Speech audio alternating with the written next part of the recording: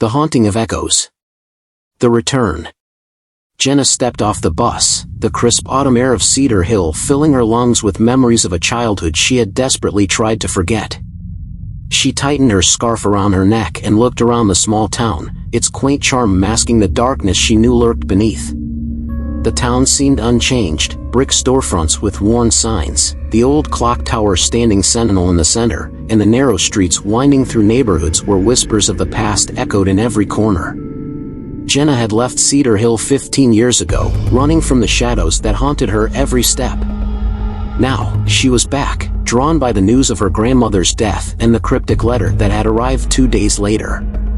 "You must come back. There are secrets you need to uncover," the letter had said, signed only with a smudged initial.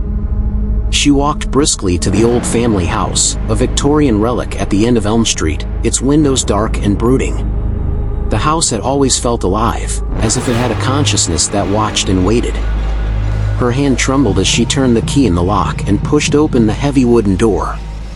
The interior was exactly as she remembered, dust motes dancing in the shafts of sunlight that pierced through the lace curtains, the smell of aged wood and forgotten memories hanging in the air. Jenna shivered as she stepped inside, closing the door behind her. Echoes of the past. The first night back was restless. Jenna lay awake in her old room, listening to the house settle around her. Every creak of the floorboards, every whisper of the wind against the windows, felt like a voice calling her name. She had hoped the years away would have dulled the sensation, but it was as sharp as ever. Morning brought a semblance of normalcy. Jenna busied herself with sorting through her grandmother's belongings, each item a relic of a life steeped in mystery and silence. She found old photographs, yellowed letters, and a collection of odd trinkets that seemed to hum with an energy of their own. It was in the attic that she discovered the first true clue, a faded journal, its leather cover worn with age. The journal belonged to her great-grandmother, Amara, a woman Jenna had heard only whispers about. Amara had been a healer, a woman of great power and respect in the town, but she had also been feared. Rumors of witchcraft had followed her, and her sudden disappearance one stormy night had only fueled the legends. As Jenna read through the journal, she felt a connection to Amara, a sense of kinship she had never known with anyone else. The entries spoke of rituals, of spirits and shadows that lived in the corners of the world, and of a darkness that threatened to consume everything. The final entry was unfinished, ending abruptly with a smear of ink that suggested something terrible had happened. The Gathering. Cedar Hill had always been a town of secrets, its history entwined with stories of the supernatural.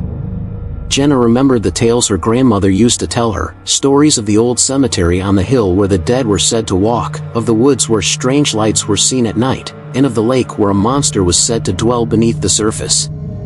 As she delved deeper into the journal, Jenna began to understand that these were not just stories. They were warnings, echoes of a past that refused to stay buried.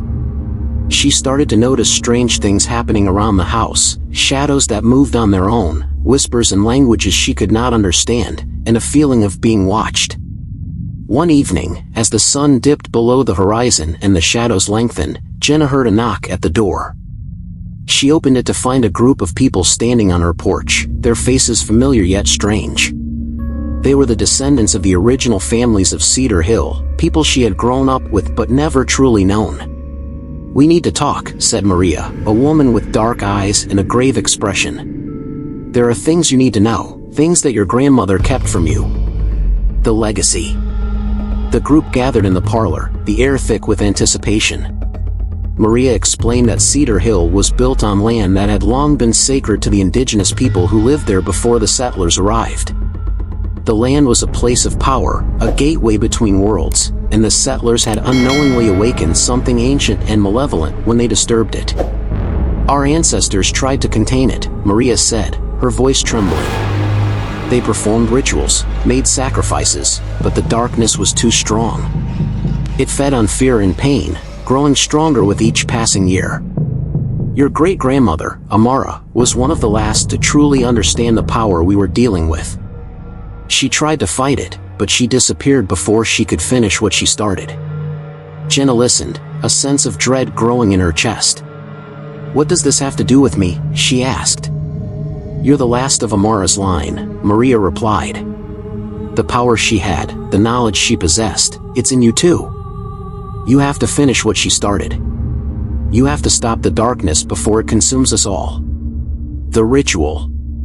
With the help of the group, Jenna began to prepare for the ritual that would seal the gateway and banish the darkness. They gathered the necessary ingredients, herbs, candles, symbols drawn from ancient texts. Each step felt like a memory returning, as if she had done this before in another life. The night of the ritual was cold and clear, the full moon casting an eerie glow over the town. They assembled at the old cemetery, the place where the veil between worlds was thinnest. Jenna stood at the center of the circle, the journal in one hand and a talisman in the other. She could feel the power thrumming beneath her skin, a connection to her ancestors and the land itself. As she began to chant the words written in the journal, the air around them seemed to ripple. Shadows gathered at the edges of the circle, whispering in tongues she could not understand. The ground trembled, and a cold wind swept through the cemetery, carrying with it the scent of decay and despair. Jenna's voice grew stronger, the words flowing from her lips with a power that was not her own. She could feel the darkness pushing back, resisting her efforts, but she pressed on. The others joined in, their voices merging with hers in a chorus of defiance. Confrontation. The ground cracked open, revealing a chasm of darkness beneath. From it emerged a figure, a being of shadow and malice that seemed to absorb the light around it. Jenna felt a surge of fear, but she stood her ground, the talisman glowing in her hand. "You cannot stop me," the figure hissed, its voice a chorus of agony. "I am eternal. I am the darkness within you all." Jenna took a step forward, the talisman burning brighter. "You have no power here," she said, her voice steady. "This land belongs to the light, to those who protect it. You are not welcome." With a final, desperate push, Jenna completed the ritual. The circle of light around them flared, and the figure screamed as it was drawn back into the chasm. The ground sealed itself, the shadows retreating into the earth. The air was still once more, the cemetery bathed in the soft glow of the moon. Jenna collapsed to her knees, the talisman falling from her hand. The others rushed to her side, their faces filled with relief and gratitude. A new dawn. In the days that followed, Cedar Hill began to change. The oppressive feeling that had hung over the town for so long lifted, and a sense of hope returned. Jenna felt a newfound strength within her, a connection to her ancestors and the land that she had never known before. She stayed in Cedar Hill, working with the others to rebuild and heal the community. The town's history was no longer a secret, and they honored the indigenous people whose land they lived on, learning from their traditions and wisdom. Jenna found peace in the knowledge that she had faced the darkness and won. She had uncovered the secrets of her family and her town, and in doing so, had found her place in the world. The echoes of the past still lingered, but they no longer held fear. Instead, they were a reminder of the strength and resilience of those who came before her. As the seasons turned and the years passed, Cedar Hill flourished. The town became a beacon of hope and unity, a place where diverse voices and stories were celebrated. Jenna knew that the darkness would never be truly gone, but as long as there were people willing to stand against it, there would always be light. The legacy continues. Years later, Jenna stood at the edge of the cemetery, watching as her own daughter placed flowers on the graves of their ancestors. The girl had inherited her mother's gift, the same strength and connection to the land that had saved them all those years ago. "Tell me the story again," her daughter said, looking up at her with wide eyes. Jenna smiled, taking her daughter's hand. "It all started with a letter," she began, and as she spoke, the wind carried their voices through the trees, a new chapter in the endless tale of Cedar Hill.